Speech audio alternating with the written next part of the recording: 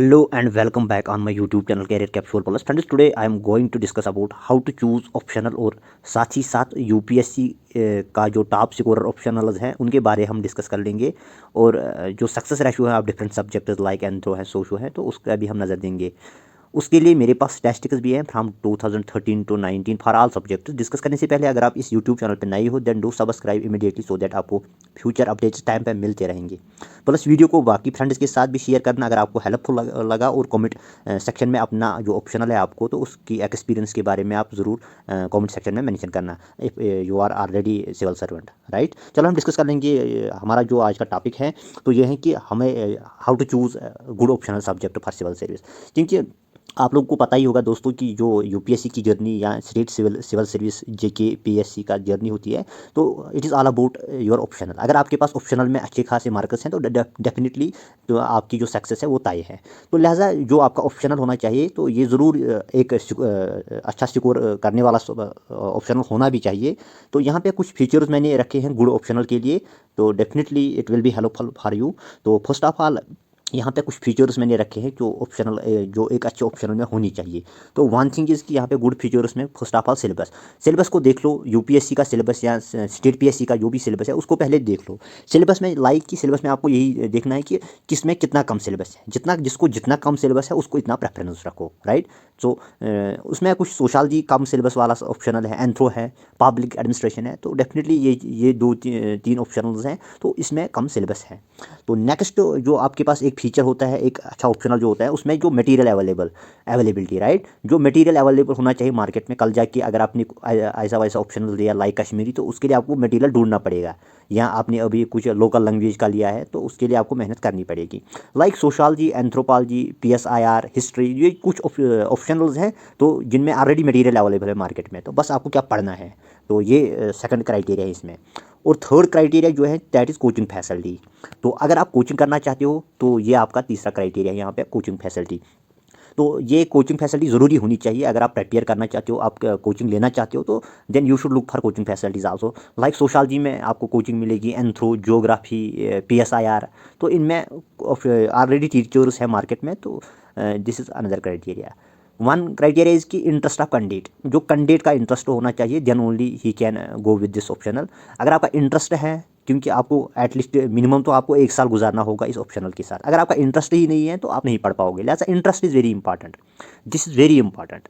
तो next is की college subject, अगर आपका कॉलेज सब्जेक्ट लाइक सोशो रहा होगा या एमए आपने सोशलॉजी में किया तो but I think there are certain subject like अगर आपने पीजी अभी हिस्ट्री में की या आपने अभी इकोनॉमिक्स में पीजी की तो स्टिल आपके पास फ्लेक्सिबिलिटी है यहाँ पे। बट मैं ये क्राइटेरिया बताऊँ कि कॉलेज सब्जेक्ट्स में आपका ऑलरेडी एक बेस होती है तो आपको कम टाइम लगेगा बाकी जो सब्जेक्ट बाकी जो उसमें कंसेप्ट होंगे क्लियर करने में। लिहाजा कॉलेज जो सब्जेक्ट्स आपके रहे होंगे तो वो भी एक क्राइटेरिया है इसमें।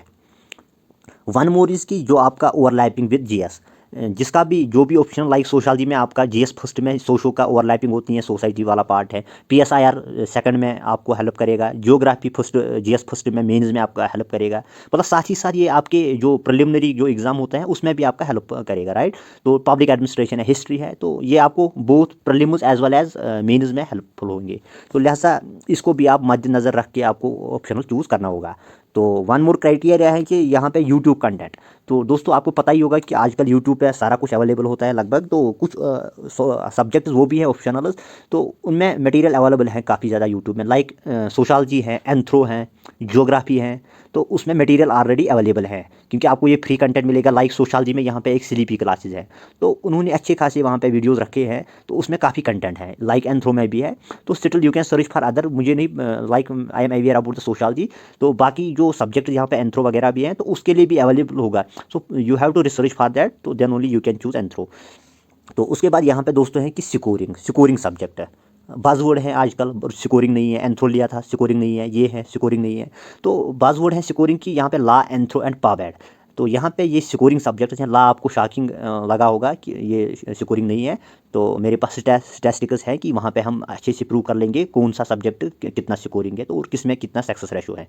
तो लाइक मेरे पास ला, एंथ्रो एंड पाबैड है कुछ सिकोरिंग सब्जेक्ट्स हैं तो ये भी आपको कंसिडर करना होगा।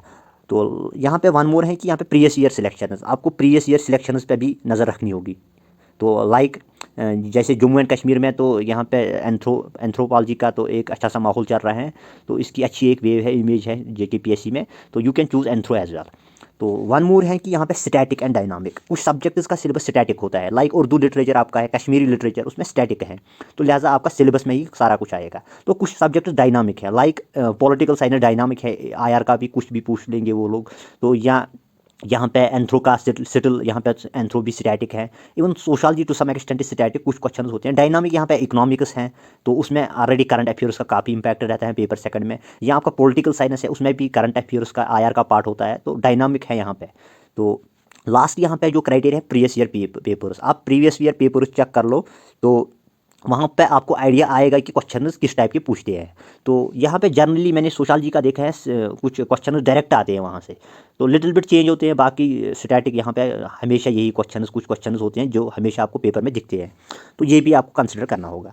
तो now let us look about the statistics. तो यहाँ पे मैंने स्टैटिस्टिक्स का एक रखा है 2013 और 2019 तक, UPSC का है ये, तो वहाँ पे मैंने एक स्टैटिस्टिक्स रखी है, यहाँ पे आपको क्लियर सारा कुछ हो जाएगा, प्लस यहाँ पे सक्सेस रेशो आप एटलीस्ट एवरी सब्जेक्ट यहाँ पे हैं, तो आप इसमें नज़र देंगे। तो यहाँ पे दोस्तों, यहाँ पे पहले जो ये ऑप्शनल परफॉर्मेंस हैं 2013 और 19 के, यहाँ पे आपका जो नंबर ऑफ कैंडिडेट्स जो यहाँ पे अपीयर हुए, एक तो कैंडिडेट्स जो सिलेक्टेड हुए और डिवाइड बाई यहाँ पे हैं कैंडिडेट्स जो अपीयर हुए मेंस में, तो सिलेक्टेड डिवाइड बाई यहाँ पे अपीयर, तो ये आपका सक्सेस रेशो निकलेगा मल्टीप्लाई बाई 100 से। तो ला की बात की जाए, यहाँ पे 2013 में 35 कैंडिडेट्स यहाँ पे सिलेक्ट हुए थे 2013 में, आउट ऑफ 144 जिन्होंने मेंस लिखा 144, तो स्टिल यहाँ पे सक्सेस रेशो काफ़ी ज़्यादा है, 24% इसमें सक्सेस रेशो है यहाँ पे ला का है, तो ये 24% सक्सेस रेशो, काफ़ी अच्छा सक्सेस रेशो है ये। तो सिमिलरली 2014 में यहाँ पे ये वाला ला का पोर्शन है, यहाँ पे ये वाला ला का पोर्शन है यहाँ, तो 14 में 40 कैंडिडेट्स अपीयर हुए थे आउट ऑफ 40 सिलेक्ट हुए थे आउट ऑफ 235, तो 17% इसमें भी सक्सेस रेशो रहा 2014 में। ला की बात की जाए तो इस तरह यहाँ से इसका सक्सेस रेशो 24% था, 17%, 15 में 16%, 2016 में 3% इसमें सक्सेस रेशो था, 2017 में 14%, 2018 में 13%, 2019 में इसमें 10% था। तो एवरेज अगर इसकी हम एवरेज निकालेंगे, स्टिल इसमें 13% एवरेज है, यानी ला में 13% सक्सेस रेशो है। तो इस तरह कॉमर्स का वन मोर सब्जेक्ट है यहाँ पे, इसमें भी 2013 में 7.5% सक्सेस रेशो था, 15 कैंडिडेट सिलेक्ट हुए थे आउट ऑफ 200। यहाँ पे आप देख सकते हो, तो जूम करके पास करके आप इसको देख लीजिए अच्छे से। तो इसमें भी एवरेज आपकी यही है 10%, लास्ट से थोड़ा 3% कम है, 10% इसमें भी एवरेज है यहाँ पे, राइट। तो वन मोर सब्जेक्ट यहाँ पे साइकोलॉजी है, 12% इसमें भी सक्सेस रेशो, ये एवरेज है 2013 और 2009 तक जितने भी साल हैं, इसमें एवरेज निकाल के यहाँ पे 12% इसकी एवरेज रही है सक्सेस रेशो की। मेडिकल साइंस में 15% एवरेज है यहाँ पे। इस तरह पब्लिक एडमिनिस्ट्रेशन में भी 7.6% है सक्सेस रेशो, एवरेज है। तो यहाँ पे पूरी स्टैटिस्टिक्स है, कितने सिलेक्ट हुए, कितने इसमें अपीयर हुए थे। फिजिक्स में भी 10% एवरेज है, एंथ्रो में भी 10% एवरेज है सक्सेस रेशो, तो सोशलॉजी में भी 10% सक्सेस रेशो है। इस तरह यहाँ पे PSIR है पॉलिटी, यानी पॉलिटिकल में भी 7.9%, करीबन 8% एवरेज है सक्सेस रेशो।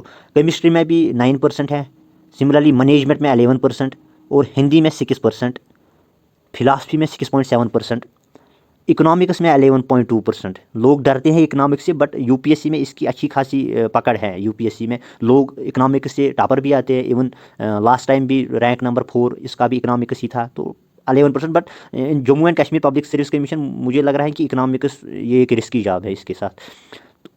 मैथमेटिक्स में भी दोस्तों 8% सक्सेस रेशो है, जियोग्राफी में भी 5.5%, राइट।